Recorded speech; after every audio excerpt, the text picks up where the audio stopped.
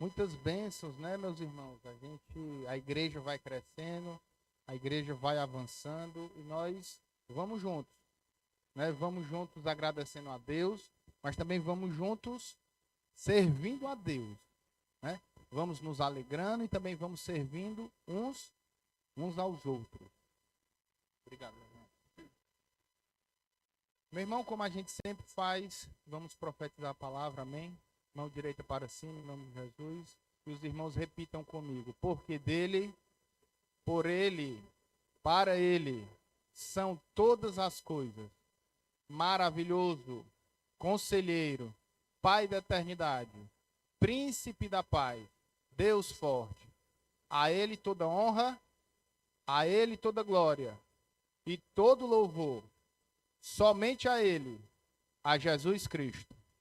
Amém. Jesus disse: sem mim nada podereis fazer.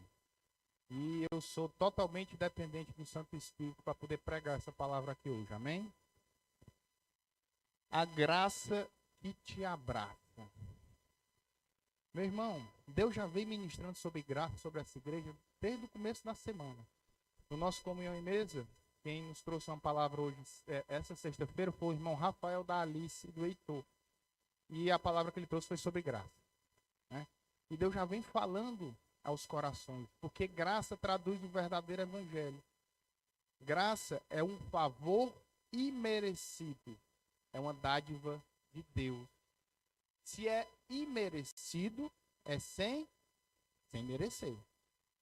É sem merecer. Repita comigo para os irmãos não esquecer. É sem, diga de novo, sem, é sem merecer. Então não há nada que você possa fazer para merecer a graça de Deus. Nem eu, ninguém. Não há nada. Não somos merecedores, mas a sua misericórdia dura para sempre. Nós não somos dignos, mas a sua misericórdia dura para sempre. Nós não somos perfeitos, mas a sua misericórdia dura para sempre. Não merecemos, mas a graça nos abraça. Amém? Vamos abrir nossas Bíblias, meu irmão, no Evangelho de João, capítulo 5, a partir do verso 1.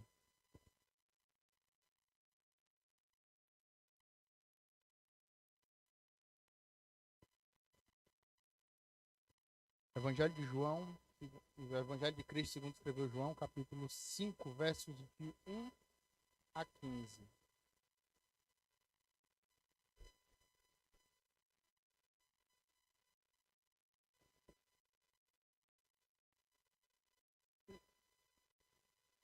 Amém? Algum tempo depois, Jesus subiu a Jerusalém para uma festa dos judeus. Há em Jerusalém, perto da porta das ovelhas, um tanque, que em aramaico é chamado Betesda, tendo 5 entradas em volta. Ali costumava ficar um grande número de pessoas doentes e inválidas, cegos, mancos e paralíticos. Eles esperavam um movimento nas águas. De vez em quando descia um anjo do Senhor e agitava as águas. O primeiro que entrasse no tanque, depois de agitadas as águas, era curado de qualquer doença que tivesse. Um dos que estavam ali era paralítico, fazia 38 anos. Quando o viu deitado e soube que ele vivia naquele estado durante tanto tempo, Jesus lhe perguntou: você quer ser curado? Disse o paralítico: Senhor, não tenho ninguém que me ajude a entrar no tanque quando a água é agitada. Enquanto estou tentando entrar, outro chega antes de mim. Então Jesus lhe disse: levante-se, pegue a sua maca e ande. E imediatamente o homem ficou curado, pegou a maca e começou a andar. Isso acontece num sábado, e por essa razão os judeus disseram ao homem que havia sido curado: hoje é sábado, não lhe é permitido carregar a maca. Mas ele respondeu: o homem que me curou me disse: pegue a sua maca e ande. Então lhe perguntaram: quem é esse homem que lhe mandou pegar a maca e andar? O homem que fora curado não tinha ideia de quem era ele, pois Jesus havia desaparecido no meio da multidão. Mais tarde, Jesus o encontrou no templo e disse: olhe, você está curado. Não volte a pecar, para que algo pior não lhe aconteça. O homem foi contar aos judeus que fora Jesus que tinha o curado, e os irmãos digam amém. Meus irmãos, essa passagem, Jesus ele foi a uma festa em Jerusalém. Começa no verso 1. Mas enquanto o povo se alegrava, ele se dirigiu ao tanque de Betesda. Enquanto estava tendo uma festa e o povo se alegrava, para onde é que Jesus foi? Se dirigiu ao tanque de Betesda. Como a vontade do Pai é ver a salvação dos perdidos e o socorro dos aflitos, Jesus caminha para esse local. E nesse local, meus queridos, havia gente deformada. Nesse local havia gente destruída emocionalmente. Nesse local havia pessoas com o coração sangrando. Nesse local haviam feridas ainda abertas. O tanque de Betesda era uma espécie de hospital público naquela época. O tanque de Betesda era conhecido como Casa de Misericórdia. Era conhecido como Casa de Misericórdia. Abrigava uma multidão de pacientes, uma multidão de pessoas que não tinham perspectiva alguma de cura, nem de vida para frente, de futuro, tá? Só que Jesus enxergou ele no meio da multidão. Amém? Muitos manuscritos antigos, meu irmão, não tem muito essa parte que fala que o anjo do Senhor descia e agitava as águas. Né? O que a gente tem aqui, isso era uma crença. Né? O tanto é que o anjo do Senhor que tem aqui é o anjo com letra minúscula. Tá certo? Então aqui era mais uma crença que eles tinham, porque tinham algumas fontes que poderiam jorrar água dentro desse tanque e movimentar essas águas. Né? Então, o que se sabia era que se tinha toda essa multidão em volta do tanque. Só que Jesus enxergou esse enfermo no meio da multidão, do mesmo jeito que ele está lhe enxergando hoje. Jesus está enxergando o teu coração hoje. Jesus sabe como é que você está por dentro hoje. Ele sabe as lutas que você está passando. Ele sabe o que aconteceu hoje contigo, o que aconteceu semana passada. E ele também sabe o que vai acontecer amanhã. Esse é Jesus. Aquele homem, ele era um protótipo da desesperança. Total. E interessante. Não foi ele que viu Jesus. Foi Jesus que o viu. Não foi ele que buscou Jesus. Foi Jesus que foi até ele. Amém? Jesus viu o seu passado, viu sua condição atual. Jesus conseguiu ver o seu futuro. Aquele homem não estava preso só à sua cama. Ele também estava preso ao seu passado e ele também estava preso às memórias amargas, estavam presos na própria culpa, assim como a gente pode ver no verso 14. Tá certo? Jesus olhou para a mulher samaritana e viu que ela estava em adultério. Jesus olhou para Zaqueu e viu que aquele coração tinha desejo verdadeiro de Deus. Jesus olhou para o jovem rico e viu que ali tinha amor ao dinheiro no coração dele. Jesus olhou para os fariseus e escribas naquela época e viu que o coração era cheio de hipocrisia, principalmente religiosa. Jesus olhou para Judas e viu a falsidade do beijo dele. Eita, negócio difícil. Mas Jesus via tudo isso. Mas também viu o arrependimento da última hora do ladrão da cruz. Oh, glória! Na última hora, aquele que estava sendo crucificado ao lado de Jesus, um dos, reconheceu e se arrependeu verdadeiramente. E ali naquela hora Jesus viu o arrependimento e disse: hoje mesmo estarás comigo no paraíso. Isso é graça, meu irmão. Isso é graça. Isso é a graça que nós vamos falar hoje. Jesus também está vendo a sua vida. Ele sabe qual a doença que você tem. Ele sabe a minha doença. Nada pode se esconder aos olhos de Deus. Caim tentou fugir de Deus. Acã tentou encobrir o seu roubo. Davi tentou esconder o adultério. Mas Deus vê tudo. Deus tudo vê, Deus tudo enxerga. Jesus sabia que aquele homem estava lá enfermo há 38 anos. Conhecia toda a causa do sofrimento dele. assim como ele conhece a sua. Da mesma forma, Jesus conhece a sua dor, da mesma forma, Jesus conhece a sua angústia, da mesma forma, Jesus conhece o seu vazio, a sua crise. Jesus sabe quanto tempo você está sofrendo. E foi ele que te trouxe aqui hoje. Ele conhece a dor de quem passou por abandono, porque ele também passou por isso. Foi o Deus que encarnou e ele sofreu tudo isso também. Então ele conhece, ele se compadece de você. Ele se compadece de mim. Então Jesus conhece a dor de ser abandonado. Ele conhece a dor da desesperança. Ele conhece os sonhos frustrados. Ele conhece a força a força do pecado que assola a nossa vida. Ele conhece essa força. O peso da culpa esmaga a consciência. Esse homem estava lá só, sem amigos, sem família, sem ajuda e o pior, sem esperança. Esse homem estava sem esperança. Os anos passavam e ele continuava sem nenhum socorro. 38 anos. No verso 14 também nós vemos que ele estava colhendo os frutos malditos que ele mesmo plantou. Então tudo que ele estava passando ali, algo que ele estava colhendo que ele plantou antigamente. Tá certo? Não foi de nascença.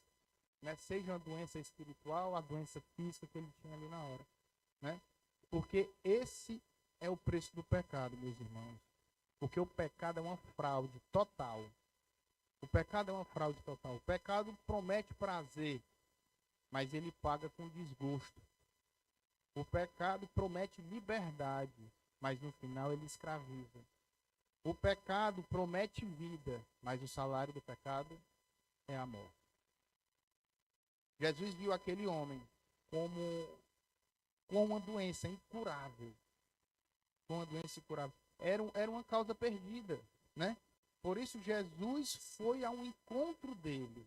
Jesus o viu. Jesus tomou a iniciativa. Meu irmão, isso aqui é tremendo. Porque foi Jesus, ele não sabia nem quem era Jesus. Jesus chegou, o viu no meio da multidão, distinguiu e foi até ele. E o abordou, tomou a iniciativa. Isso é graça. Isso é graça. Porque nem ele não reconhecia quem era Jesus, ele não chegou, olha, eu tenho fé, eu quero ser curado. Não. Quando Jesus perguntou para ele, queres ser curado? Foi o que ele disse. Sim, claro, eu quero, meu Senhor, você tem poder. Não. Ele deu foi uma desculpa. Ele não disse sim, não. Ele deu foi uma desculpa. Olha, o pessoal não me joga aqui quando as águas se metem. Isso é graça, meu irmão. Jesus te vê no meio da multidão, chega lá e a graça te abraça. Glória a Deus. Jesus chega para ele e abre a porta da esperança, meu irmão. E eu quero te dizer uma coisa, a porta da esperança está aberta hoje. Amém? A porta da esperança está aberta hoje, meu irmão, para você entrar. Jesus sentiu a sua dor, sentiu o drama daquele sujeito que estava lá. Talvez você que esteja aqui não tenha mais forças, né, para clamar a Deus. Talvez está difícil, talvez você está querendo desistir. Talvez você diga assim, estou tão cansado de esperar essa cura. Mas Jesus se importa com você. Jesus te enxerga no meio da multidão. Talvez você ache que esteja sem saída. Talvez você já bateu em todas as portas, repetidamente. Talvez você já esteja cansado na noite, não. Mas Jesus te vê. Jesus vê você. Ele sabe o que está acontecendo e ele se importa comigo e ele se importa contigo.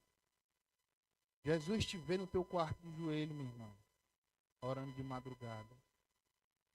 Jesus vê suas lágrimas rasgando o seu rosto. Jesus nos vê quando estamos quebrados. Jesus nos vê quando estamos desanimados. Jesus nos vê quando fomos abandonados, quando estamos sozinhos, quando estamos sem saída. Ele nos vê. Só que ele ainda nos distingue no meio da multidão. Amém? E ele está falando contigo esta noite, meu querido. Ele tem prazer em ser misericordioso. Jesus é um pacote de misericórdia, meu irmão. É um pacote de graça. É graça para todo lado. É misericórdia. E ele diz mais: sede misericordiosos, assim como meu Pai é misericordioso. Agora nós devemos ter alguns cuidados. Cuidado com o que te contam. Cuidado com o que te contam. A graça de Deus na sua vida não depende das obras que você faz. Não depende. Se dependesse das obras, meus irmãos, nós estávamos todos no lago de fogo. Não depende das obras. Não depende do cumprimento de sacramentos. Não depende disso. Sacramentos não justificam ninguém. O único que justifica você é Jesus Cristo. É Jesus de Nazaré. Então, meus irmãos, nós somos salvos para a boa obra, mas não são as obras que nos salvam. Só um é capaz de salvar. Só um. É só Jesus. Em Mateus capítulo 20, versos de 1 a 16, Jesus conta a parábola. Parábola dos trabalhadores da vinha. Essa parábola, meu irmão, diz no verso 1 que o reino dos céus é como se um proprietário que saiu de manhã para trabalhar, como um proprietário que saiu de manhã para contratar trabalhadores para a sua vinha. Né? Aí ele sai. Isso é o reino dos céus. Olha como é que é. Aí ele sai para contratar. Aí é 9 horas da manhã. O trabalho normalmente começa às 6 da manhã, vai até... Eu vou traduzir já aqui para o nosso calendário, para nossas horas, já trocando as futuras, tá? 6 horas da manhã às 6 da tarde, tá? Aí ele foi lá e disse que o primeiro que ele chegou lá, ele disse: vocês querem ir lá trabalhar? 9 horas da manhã. Eu vou lhe pagar o que é justo. O que era justo? Era um dia de trabalho, que era um dinheiro, que é um denário, tá? Aí eu disse: não, nós aceitamos, nós vamos. E foram trabalhar na vinha. Quando foi meio-dia, ele viu o outro, saiu na praça, foi atrás. Olha, eu queria contratar mais, eu queria chamar mais para trabalhar lá. Aí os aceitaram: não, vou lhe pagar. Quando foi 3 horas da tarde, 15 horas, ele chamou outro. Quando foi faltando 1 hora para acabar o dia de trabalho, ele chamou outro.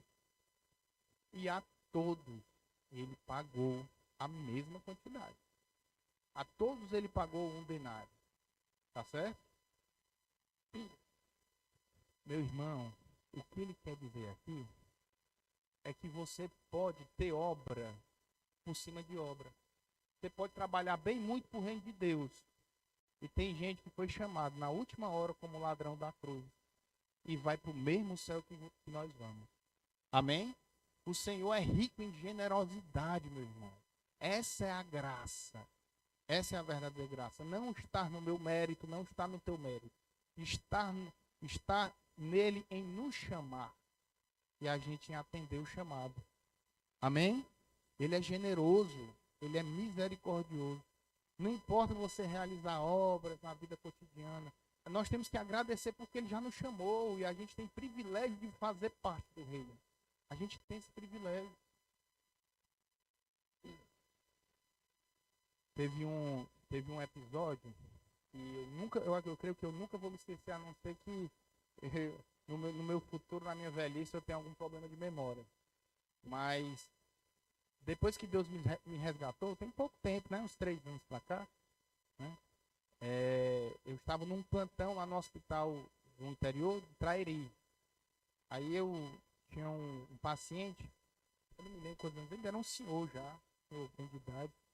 E ele tinha alguma condição crônica que eu não me lembro qual era. E ele ficou ruinzinho, né? E a gente sabia que ainda próximo ele iria falecer.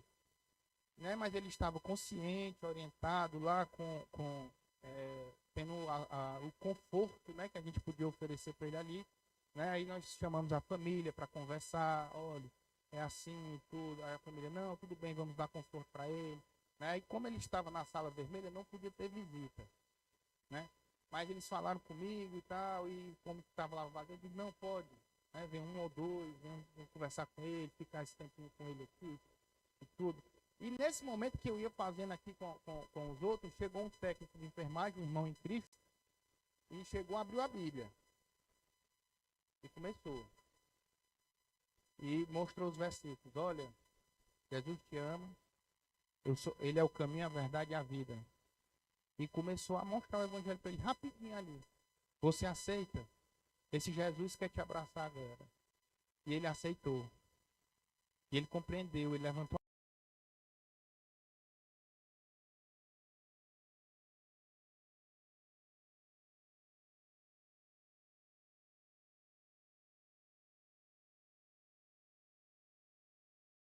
Vamos fazer isso. Aí quando eu estava voltando para a sala vermelha, eu estava escutando uma coisa tão linda, o coral tão bonito, eu disse, meu Deus, o que é isso? Aí quando eu cheguei lá, eu tinha liberado a visita para 2 pessoas. Quando eu cheguei lá na sala vermelha, tinha umas 20 pessoas em torno do leito, né? Tinha umas 20 pessoas, meus irmãos, cantando um louvor tão lindo, que eu comecei a chorar na mesma hora.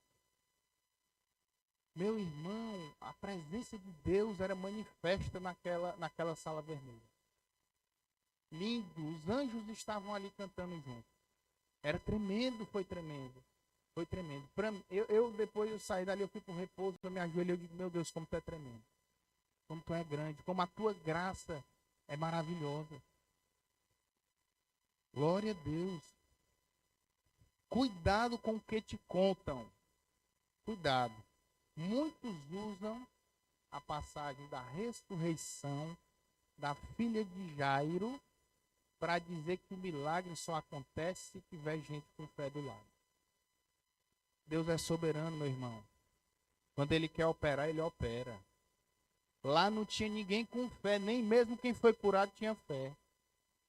Nem mesmo quem foi curado sabia quem era Jesus. Jesus chegou lá e disse assim, olha, minha graça te abraça. Esse é o verdadeiro evangelho. É esse. Não, a gente não pode prender Jesus a um mecanismo. Não vamos prender Jesus a um mecanismo. Se eu fizer assim, assim, assado, aí Jesus faz. Não é assim. Deus é soberano, meu querido. A graça é soberana. E glória a Deus por isso. Porque se dependesse de nós, nada feito. Glória a Deus por isso. Eu não estou dizendo, nem fazendo apologia a você não ter fé, meu irmão. Claro que não, né? Porque sem fé é impossível agradar a Deus. Está nas Escrituras. Você tem que ter fé sim, mas a graça é soberana. Deus é soberano. Cuidado com o que te contam. Siga o seu coração. Eita, cuidado, meu irmão. Aí o que Jeremias diz? Que é que Jeremias diz? Que o coração do homem é perverso, enganoso e corrupto. Não siga seu coração. Tem alguém que tem essa frase, eu não me recordo quem é, mas diz assim, se você quer ir para o inferno, siga o seu coração. Vai dar certo. Aí direitinho. Não, meu irmão, não. Não siga o seu coração. Siga os preceitos do Senhor. Aí o outro hoje. Siga a sua ideologia. Siga a sua justiça, o que você pensa. Aí o que Isaías diz? Que a justiça do homem é como trapos de imundícia. Não, meu irmão, não é a nossa, é a do Senhor. É a do Senhor. Só existe uma verdade. Só uma. Só uma, ela não é relativa. Só existe uma. E a verdade é Jesus Cristo. Essa é a verdade. Eu sou o caminho, a verdade e a vida. Conhecereis a verdade e a verdade vos libertará. Tudo na vida, tudo que parte da existência depende da única verdade, que é Jesus Cristo. Tudo, todos que estão aqui, tudo depende dessa única verdade. E ela é uma só. É Jesus de Nazaré. Não aceitem mentiras, não aceitem meias verdades, não aceitem omissão de verdade, não aceitem distorções da verdade, só há uma verdade. Corram de evangelhos que foram que focam apenas em sucesso e prosperidade financeira. Corram daqueles que usam o sagrado para crescimento pessoal, para crescimento em status, para posição social. Corram daqueles que estão assaltando suas carteiras em nome de Jesus. Corram de igrejas e homens que são santificados, glorificados e exaltados em vez de ser Jesus. Corram de igrejas que não se prega a cruz de Cristo. Corram de igrejas que não se prega a Bíblia, não se prega arrependimento de pecado. Não se fala do sangue de Jesus. Corram de igrejas assim. Corram de igrejas que tem pedra ungida, corram de igrejas de manto ungido, corram de igrejas de água ungida. A melhor água ungida é a lágrima do arrependimento. É a partir do arrependimento que nasce no seu coração que você aceita a graça que te abraça. Glória a Deus. Jesus é a única verdade. Jesus é o Cordeiro de Deus que tira o pecado do mundo, meu irmão. Jesus é a fonte de águas vivas. É o dono da vida, é o Rei dos reis, é o Senhor dos senhores, é o Alfa e o Ômega, é o Senhor dos exércitos. Glória a Deus. Todos nós pecamos e precisamos do favor imerecido de Deus. Todos nós. Todos pecaram e destituídos da glória de Deus estão. Então nós precisamos desse favor imerecido. Desta graça, porque nós não merecemos. E ninguém vai para o inferno porque peca, meu irmão. Ninguém. Porque se fosse assim, nós até chegarmos no final da nossa vida terrena, nós vamos chegar num estado de pecado. Quem nos santifica é o Espírito Santo através do sacrifício de Jesus. Mas a cada dia nós pecamos. Nós vamos lutar, como Paulo diz, nós vamos lutar cada dia, sim. Vamos lutar porque temos a consciência, porque temos o Espírito lutando contra a carne dia a dia. Mas já pensou se Jesus viesse só por pessoas perfeitas? Ah, eu só vou levar quem não tem pecado. Ele subia para o céu e ia dizer para Deus: Deus Pai, não deu certo não.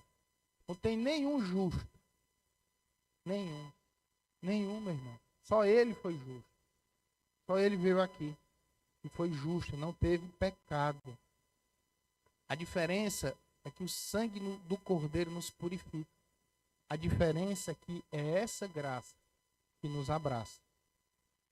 Jesus é o caminho para os perdidos, é a verdade para as mentes inquietas, é a luz para os que andam em escuridão, é a paz para aqueles que têm as mentes atormentadas.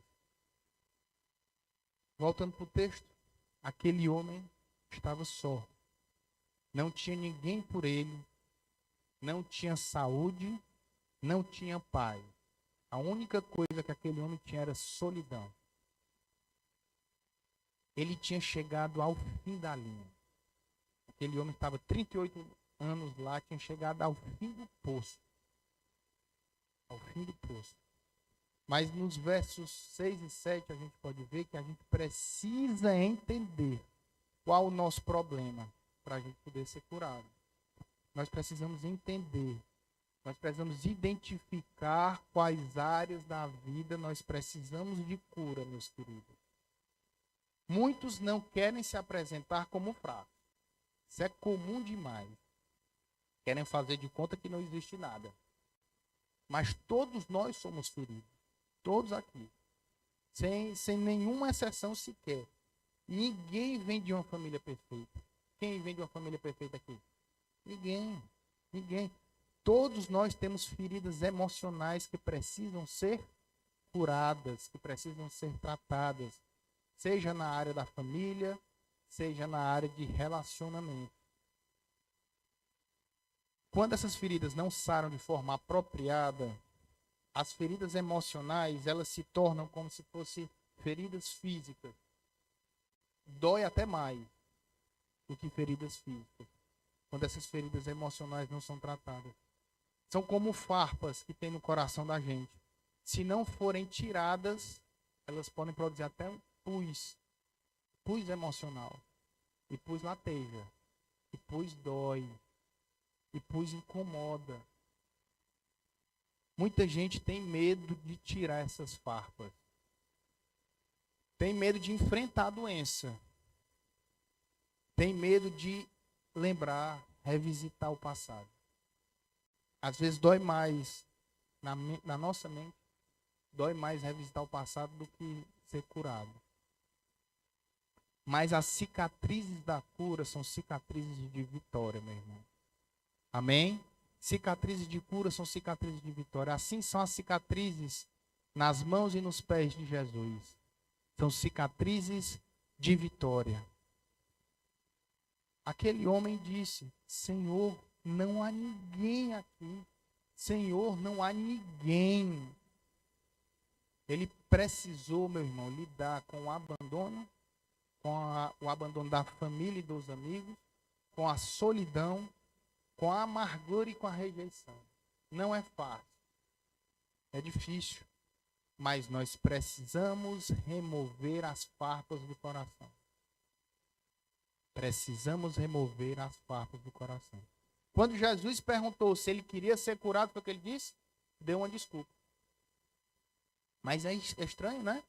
Porque se é tão bom ser curado, por que as pessoas dão tantas desculpas para ser curado? Aqui somos nós também, viu?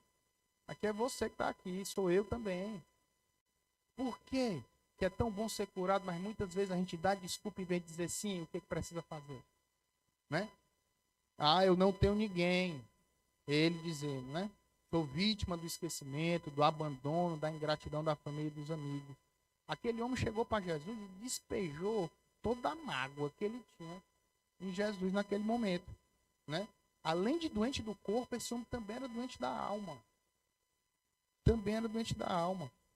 Ele atribuía a sua falta de cura a outras pessoas. Ele está terceirizando a culpa. Ele está culpando outras pessoas pelo estado dele. Olha como isso é interessante. O perdão dos pecados vem com o confessar e o se arrepender, meu irmão. Quando você confessa e se arrepende, você é perdoado. Mas primeiro você tem que entender, identificar e dizer assim, realmente eu sou pecador. Enquanto você não faz isso, você não entendeu. Então nós precisamos admitir sim que fomos feridos e que temos uma ferida. Tá certo?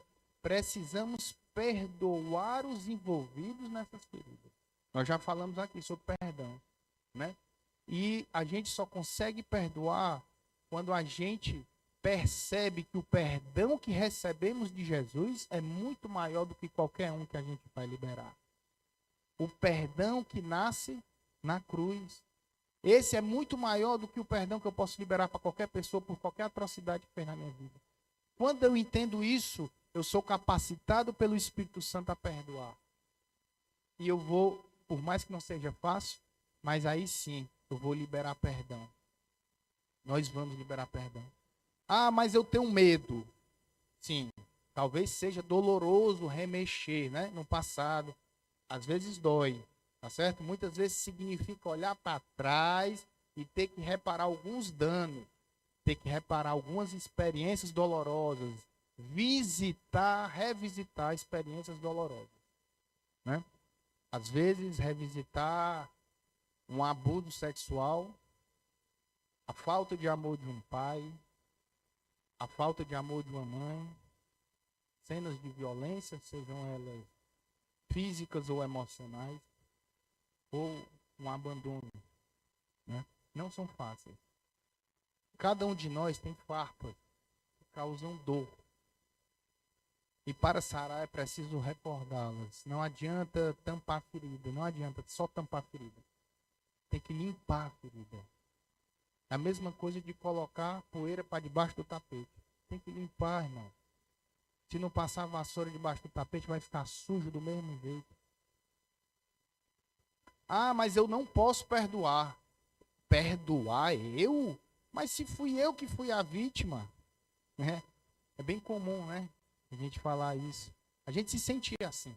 Né? Quem não se sentiu assim aqui já, né? Ah, eu vou ter que perdoar isso, se eu não fiz nada, foi ele que fez o mal contra mim, né?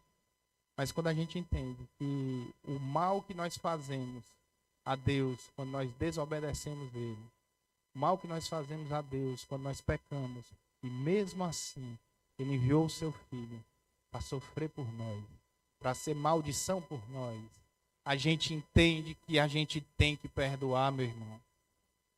Porque o perdão que a gente recebeu é muito maior. É muito maior.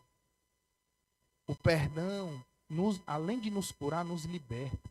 A gente viu da outra vez, a gente já falou sobre isso, que aquele que não perdoa o seu amigo, ele vai ser preso, olha aí, ele vai ser preso e vão ser jogados no meio dos atormentadores até que ele pague o último centavo. Isso é a Bíblia que diz, não sou eu não. Então, quando você não perdoa uma pessoa que fez o mal contra você, você vai ser atormentado pela sua própria mente. Às vezes não é Satanás não, está na Bíblia. Quando você não perdoa, você fica preso e você é atormentado até que pague. Mas sabe como é que você paga? Liberando perdão. Quando você libera perdão da dívida, quando você reconhece que o perdão maior vem da cruz, meu irmão, a paz toma conta da sua vida. Amém? Quem não perdoa não tem paz. Quem não perdoa adoece. Não espere que a pessoa que te feriu vá lá e diga, oh meu Deus, desculpe, não espere isso. Perdoe logo. Libere perdão, nem que ela não vá atrás de você. Libere, porque quem vai se ver livre é você. Quem vai ter a paz é você. Ah, mas eu não posso esquecer. Esquecer? Eu? Agora Deus tem um lugar específico para guardar nossas lembranças. Miqueias 7,19. Deus guarda nossas lembranças, sabe aonde? No mar do esquecimento. Oh, meu Deus. Só Deus, meu irmão, que tem essa misericórdia. Só Deus que tem esse amor. E quando a gente perdoar também, a gente deve guardar essas memórias no mar do esquecimento. Amém? Agora, esquecer não significa fazer de conta que nada aconteceu. Não é assim. Significa viver além do que aconteceu. Esquecer não é sofrer nem cobrar mais a dívida. Está perdoado. Não se fala mais. Agora, perdoar verdadeiramente é lembrar sem sentir dor. Quando você percebe que você está sarado daquilo, é para quando você revisita aquilo, você não sofre, não sente mais dor, você não sofre mais. Tá certo? Agora, cuidado. Isso é diferente de tratar a pessoa com indiferença. Porque quando você trata uma pessoa com indiferença, você matou a pessoa no teu coração.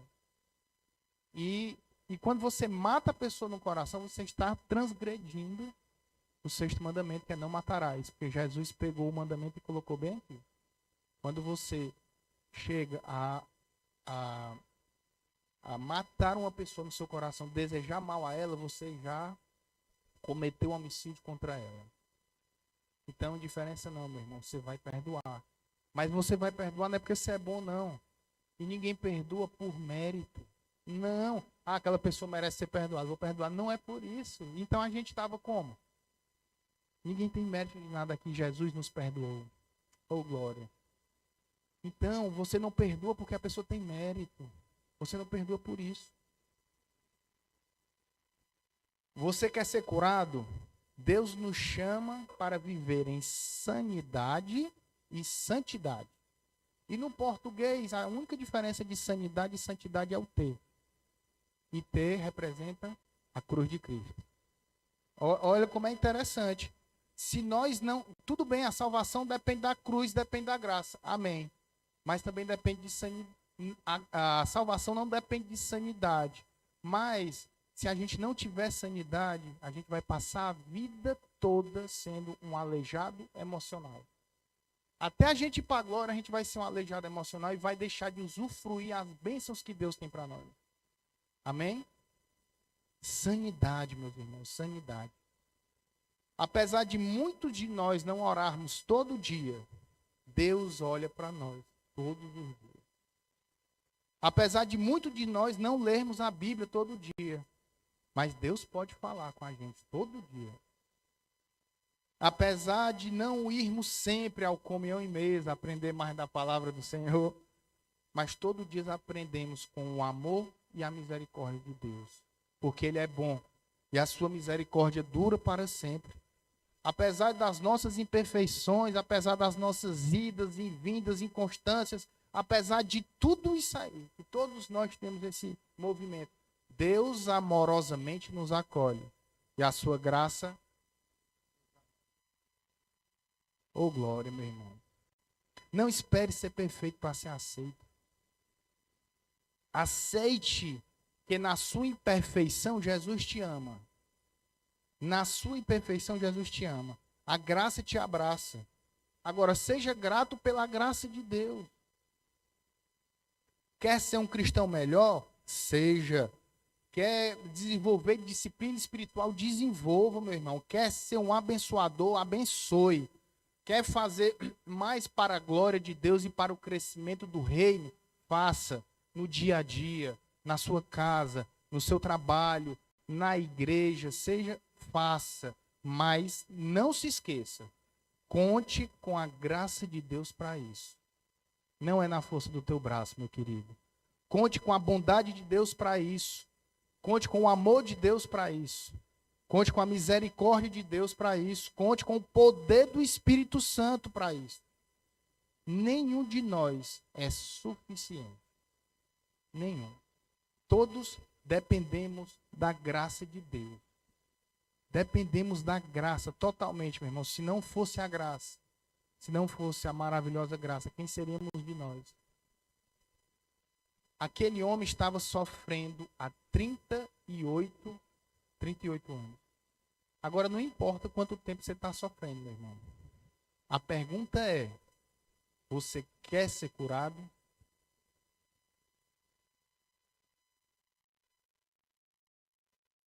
A pergunta que ele está te fazendo essa noite é, você quer ser curado?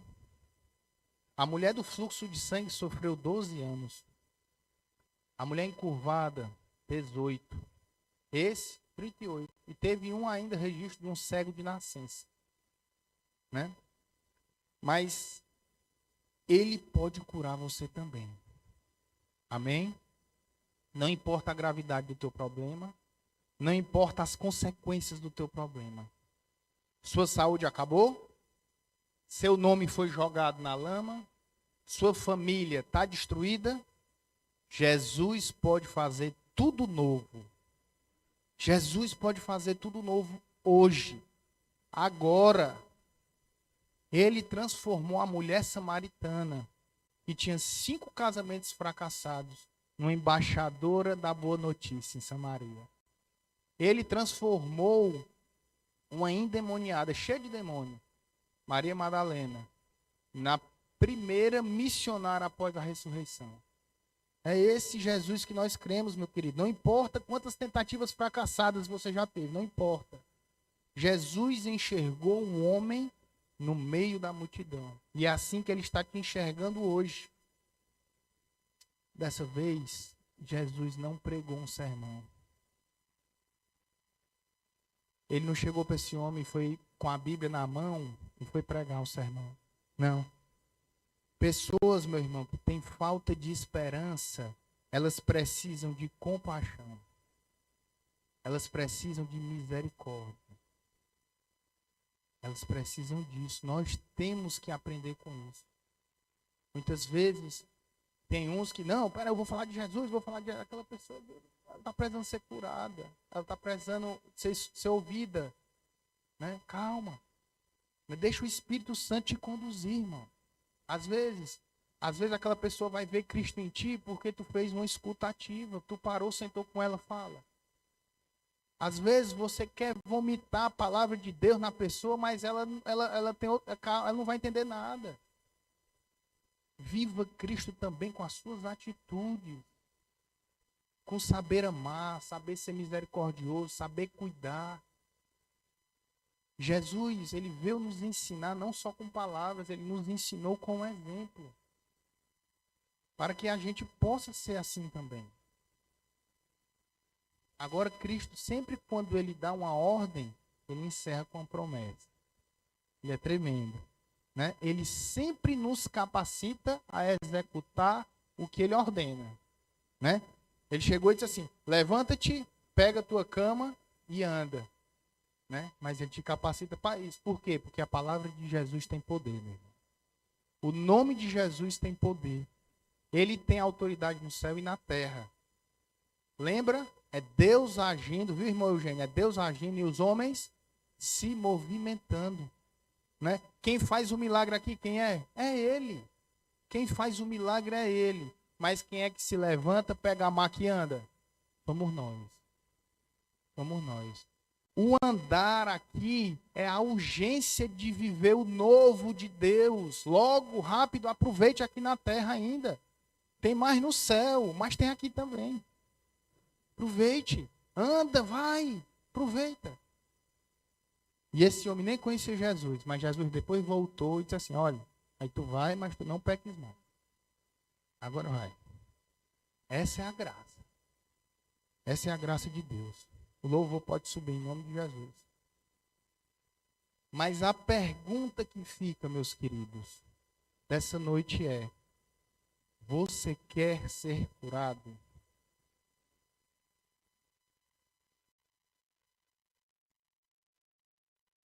Você quer ser curado ou você vai continuar dando desculpas assim como esse homem deu? Mas mesmo assim, a graça abraçou ele. Porque Jesus é tremendo, meu querido. Eu não sei o que você tem no coração nessa noite. Talvez você já chegou a ponto de se desesperar com a própria vida, achar que não chegou no final da linha, jogar a toalha, desistir da vida de alguém. Para mim não dá mais, não tem jeito, o meu problema, eu desisto, não tem mais solução, né? Mas eu quero te encorajar aqui a ter esperança, meu irmão. Tenha esperança, minha irmã. Jesus é quem liberta os cativos. Ele é o médico dos médicos. Jesus é quem perdoa pecado. Jesus é quem salva. É Ele que lava com o seu sangue e liberta você da tirania da culpa. A pergunta é: quer ser curado? Queria pedir para os irmãos ficarem de pé, ter um momento de oração com Deus, de autorreflexão. Feche seus olhos. Em teus braços é meu descanso.